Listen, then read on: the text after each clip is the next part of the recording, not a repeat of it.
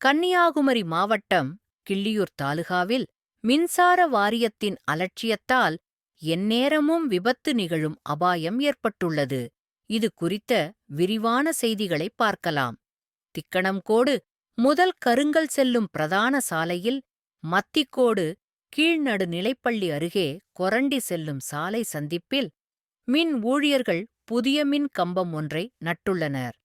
ஆனால் அந்த மின் கம்பம் சாலையோரம் நடப்படாமல் போக்குவரத்திற்கு இடையூறாக சாலையின் உட்பகுதியில் ஆபத்தான முறையில் நட்டு வைக்கப்பட்டுள்ளது. இதனால் அந்த வழியாகச் செல்லும் பேருந்துகள் மற்றும் கனரக வாகனங்கள் மோதி பெரும் விபத்து ஏற்படும் சூழல் நிலவுகிறது. பொதுமக்களின் உயிரோடு விளையாடும் இந்த மின் கம்பத்தை உடனடியாக அகற்றி சாலையோரமாக மாற்றி அமைக்க வேண்டும் என அப்பகுதி மக்கள் கோரிக்கை விடுத்துள்ளனர்.